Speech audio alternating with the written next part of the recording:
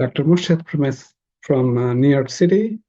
আমি একজন কার্ডিওলজিস্ট। আজকে যে টপিকটা নিয়ে আলাপ করব সেটি সিএনএন হেলথে এটা প্রকাশিত হয়েছে এবং ওনারা বলেছেন যে সিনামন, যে আমরা যে দারচিনি যে খেয়ে থাকি, দারচিনির গুঁড়া যে খেয়ে থাকি, এটি কিভাবে অন্য মেডিসিনের সাথে ইন্টারঅ্যাক্ট করার সম্ভাবনা থাকে সেটি একটা নিউ স্টাডিতে দেখা গিয়েছে।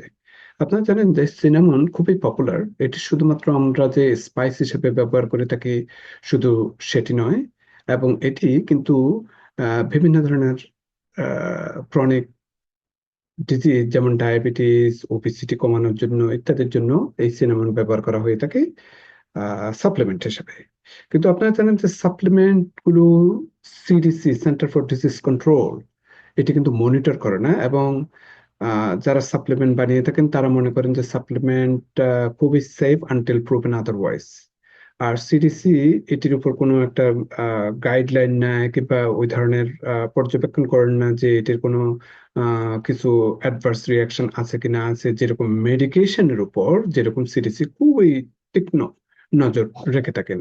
এবং আপনারা জানেন যে 23,000-এর উপরে প্রতি বছর আহ আমেরিকাতে ইমার্জেন্সি রুমে ভিজিট হয়ে থাকে এই শুধু সাপ্লিমেন্টের বিভিন্ন ধরনের সাইড এফেক্টের জন্য। এবং over 10% population of this year visit, 23,000 যে বললাম, তাদের অনেক সময় এত সিভিয়ার হয়ে থাকে যে হসপিটালাইজেশন হয়ে থাকে। তো সুতরাং সিনামন নো সেই সাপ্লিমেন্টারি একটি, এবং সিনামনের কি প্রভাব পড়তে পারে সেটি নিয়ে একটু আলাপ করব। তো সিনামন দুই ধরনের হয়ে থাকে, একটা হচ্ছে যে আপনার সেলন সিনামন, আর আমেরিকাতে যে সিনামনটা হয়ে থাকে সেটি হচ্ছে যে আপনার আহ আহ আহ আমেরিকাতে যেটা হয়ে থাকে সেটি হচ্ছে যে একটু ভিন্ন ধরনের।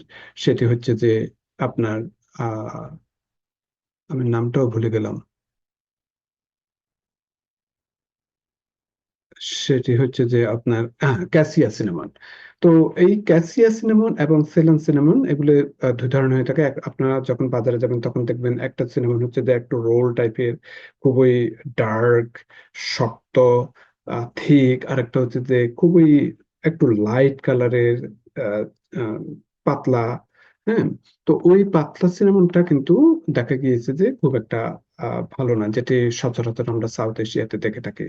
তো সিনামনের মধ্যে এক ধরনের কম্পোনেন্ট আছে, সেটা হচ্ছে যে কুমারিন বলে থাকে। এই কুমারিনটা কিন্তু ব্লাডকে অনেক থিন করে ফেলে থাকে। হ্যাঁ, তো যারা বিভিন্ন ধরনের হার্ট ডিজিজের জন্য ব্লাড থিনার নিয়ে থাকেন, কিংবা স্ট্রোকের জন্য ব্লাড থিনার নিয়ে থাকেন, তাদের ক্ষেত্রে এই সিনামনটা কিন্তু আরো ব্লাডকে আরো থিন করে ফেলতে পারে। তো সুতরাং বি কেয়ারফুল উইথ দ্যাট। তারপর সিনামনের মধ্যে দেখা গিয়েছে সিনামনটা কিরকম অ্যাবজর্ব হয়ে থাকে আমাদের গ্যাস্ট্রিক ফ্লুইডের মধ্যে, পেটের মধ্যে যখন গিয়ে থাকে।